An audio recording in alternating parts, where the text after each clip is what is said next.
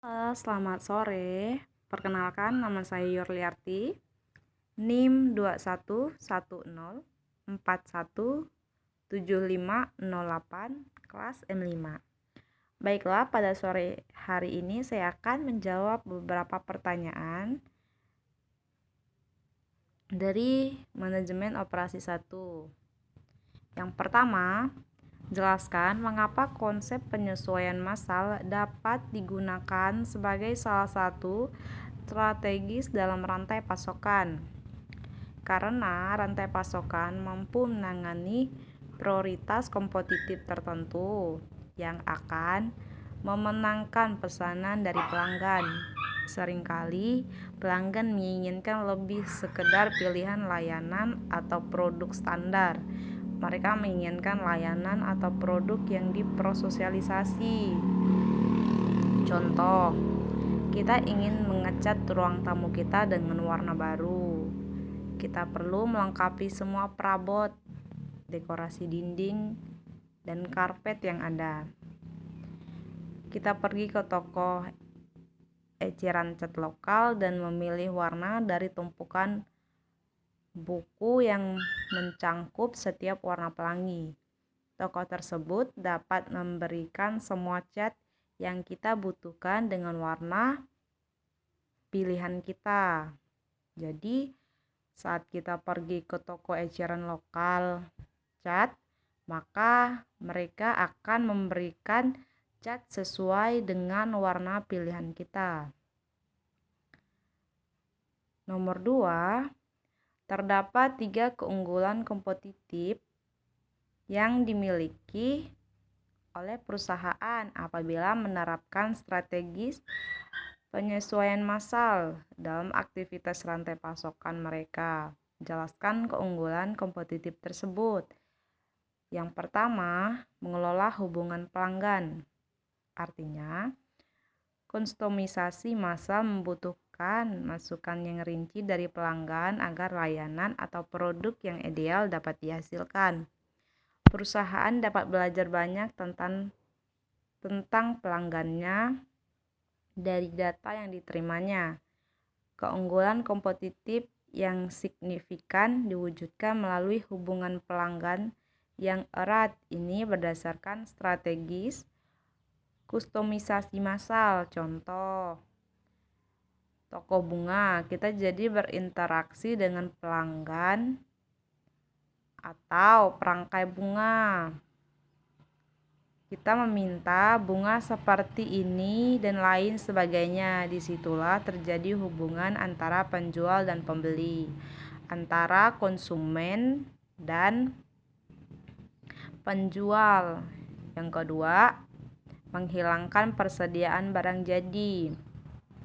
Memproduksi untuk pesanan pelanggan lebih efisien daripada menghasilkan perkiraan, karena perkiraan tidak sempurna.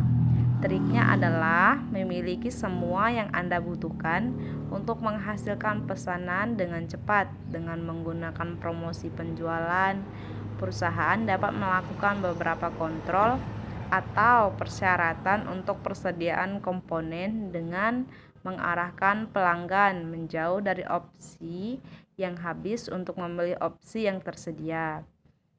Kemampuan ini menghilangkan tekanan dari rantai pasokan sekaligus menjaga kepuasan pelanggan. Contohnya di toko bunga tadi. Toko bunga tidak perlu khawatir barang contoh tidak laku karena setiap pelanggan yang datang akan dengan konsepnya masing-masing, dengan keinginan mereka masing-masing. Yang ketiga, meningkatkan nilai layanan atau produk yang dipersepsikan. Dengan kustomisasi massal, pelanggan dapat melakukannya sesuai dengan keinginan mereka secara umum. Kustomisasi massal seringkali memiliki nilai yang lebih tinggi di benak pelanggan daripada produksi sebenarnya. Persepsi ini menunjukkan perusahaan untuk menetapkan harga margin yang bagus. Contoh, jadi ketika barang tersebut di custom atau dibuat sesuai dengan keinginan pelanggan, itu nilainya akan lebih baik atau lebih tinggi. Seperti di toko bunga tadi, konsumen akan memesan bunga sesuai dengan keinginan mereka. Jadi, dia akan mendapat nilai lebih tinggi. Yang ketiga, jelaskan perbedaan konsep antara kegiatan outsourcing dan outsourcing. Mengapa perusahaan memutuskan untuk menerapkan kegiatan tersebut dalam aktivitasnya? Outsourcing itu sendiri adalah pilihan yang sangat menarik bagi perusahaan yang memiliki volume rendah.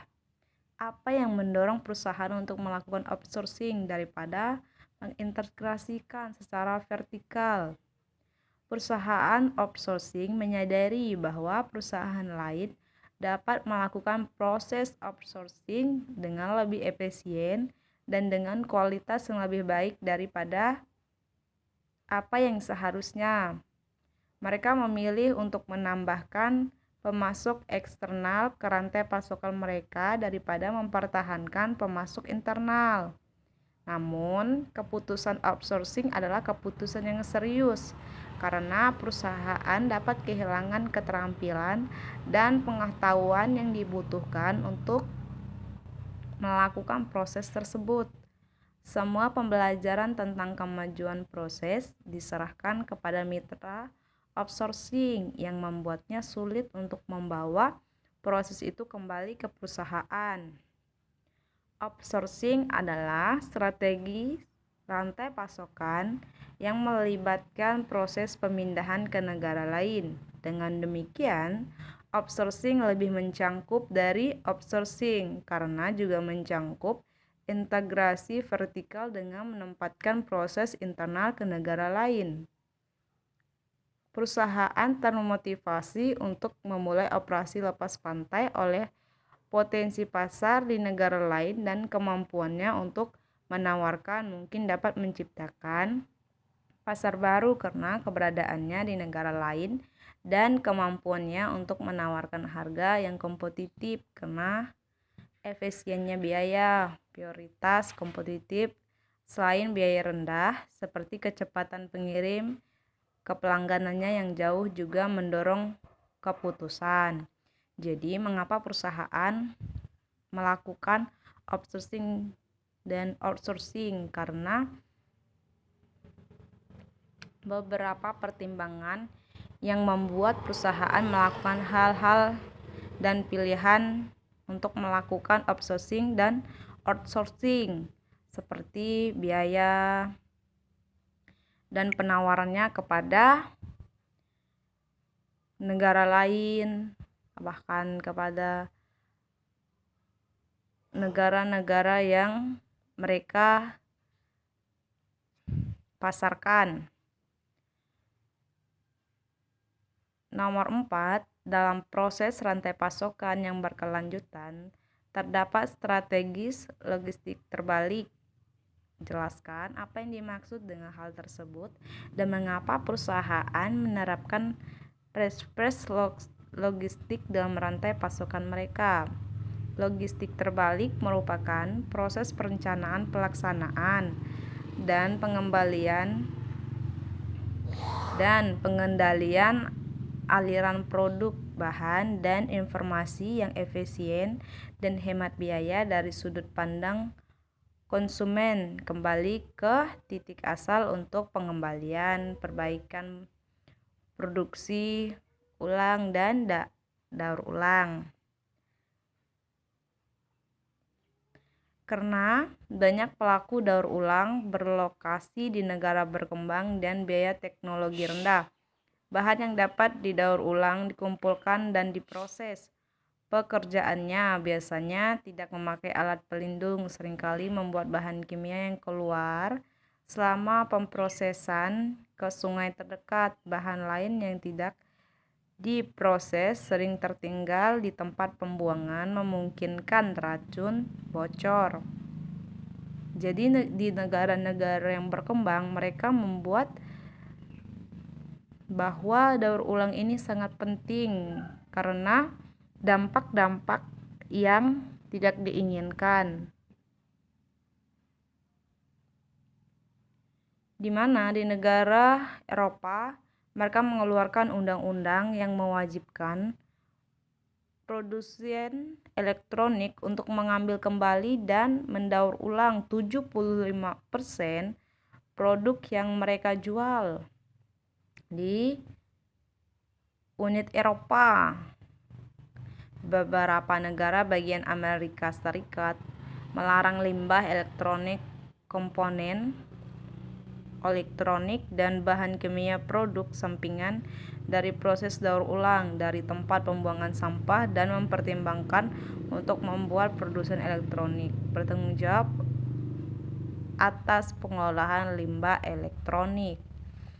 Jadi, daur ulang sangat penting karena